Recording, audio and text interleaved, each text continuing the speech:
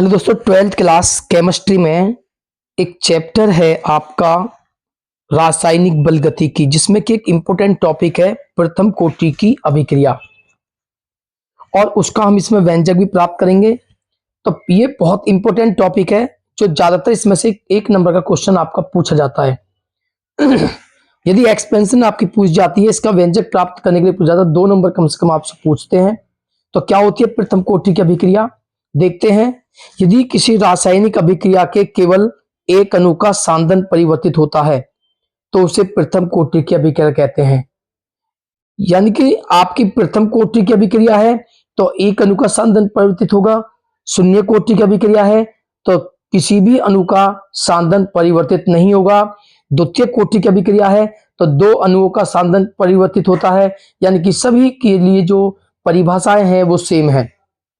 तो यदि किसी रासायनिक अभिक्रिया के केवल एक अणु का सांदन परिवर्तित होता है तो उसे हम प्रथम कोटि की अभिक्रिया कहते हैं। अब हम इसका जो व्यंजक प्राप्त करते हैं, मान लेते हैं कि एक अभिक्रिया है आपकी आपका जो अभिकारक है वो ए है, और ए से आपका एक उत्पाद बनता है आपका एक्स। तो मान लेते हैं प्रारंभ में जो है ए के जो 1 ग्राम मोल है, 1 मोल यूज हुए हैं। तो जब आपकी अभिक्रिया प्रारंभ होती है तो प्रारंभ में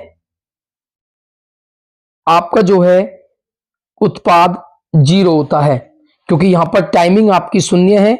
जब टाइमिंग नहीं है, कोई समय यूज नहीं हुआ है, तो प्रारंभिक अवस्था होती है, तो उस समय में आपका कोई उत्पाद नहीं बनता है। लेकिन जैसे ही आपकी साम्य अवस्था आती है तो साम्य पर आप देखते हो कि जो X है, जो B आपका उत्पाद लेते हैं B, तो B का जो है वो X आपका उत्पाद बनता है। तो A आपके पास था तो यहां पर आपका बचता है A माइनस एक्स मोल। तो आपने पढ़ा है कि जो अभिक्रिया का वेग होता है dx अपॉन dt, वह अनुक्रमानुपाती होता है सांद्रण परिवर्तन के A माइनस एक्स। जब इस आप अनुक्रमानुपाती के चिन्ह को हटाते हो तो dx upon dt equal to k constant और A माइनस एक्स, ये आपके पास निकल के आता है। तो आप देखते हो कि जो dt है उसे a माइनस एक्स जो है वो dx के बटे में लाना है, और dt को क्रॉस मल्टीप्लाई के साथ में ले जाना है। तो dx और अपॉन में आपका आता है a माइनस एक्स इक्वल के dt। अब आप इसका करते हो समाकलन, इंटीग्रेट आप इसको करोगे तो आप जानते हो कि 1/x का जो समाकलन होता है, इंटीग्रेट आपने पढ़ा है, वो आपका होता है log x a minus x. और आपने पढ़ा है जब आप समाकलन करते हो तो जो x का गुणांक होता है वो अपॉन में आता है। तो जो x गुणांक है यहां पर -1 है, वो इसके अपॉन में आता है -1 इक्वल टू के कांस्टेंट है। और आप जो है t के रेस्पेक्ट में समाकलन करते हो तो कांस्टेंट के साथ में आपका t आ जाता है, प्लस समाकलन नियतांक लेते हैं c। तो c यहां पर समाकलन नियतांक है, तो minus log a minus x equal के टी और प्लस c, ये आपकी फर्स्ट इक्वेशन बन के आती है।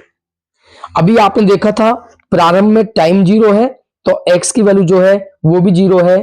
तो आप देखते हो प्रारंभ में,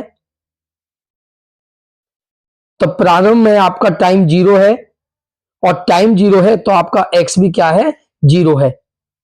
तो आप यहां पर माइनस लॉग x आपका 0, a बराबर t आपका 0 है तो k इंटू 0 और प्लस c।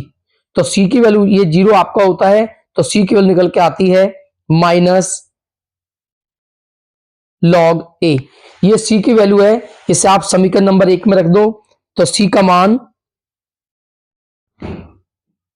मान समीकरण 1 में रखने पर, तो इस c के मान को आप समीकरण नंबर 1 में रखोगे तो आप देखते हो माइनस लॉग ए माइनस एक्स इक्वल के टी और प्लस सी की वैल्यू है माइनस लॉग ए। आप जानते हो जब आप इंटीग्रेट करते हो तो जो लॉग का जो बेस होता है वो ई होता है, तो इस लॉग का बेस है ई। आपका ये माइनस की टर्म है, माइनस का पद है, जब आप इसे लेफ्ट में लाओगे तो ये प्लस के हो जाएंगे, तो आप लिखोगे लॉग ए माइनस एक्स बराबर k t. Log m minus log n का आपने फॉर्मूला पढ़ा है, तो ये जो माइनस का है ये अपॉन में आता है, तो आप लिखोगे लॉग ए अपॉन ए माइनस एक्स बराबर के टी। यहां पर जो इसका बेस है वो आपका ई है।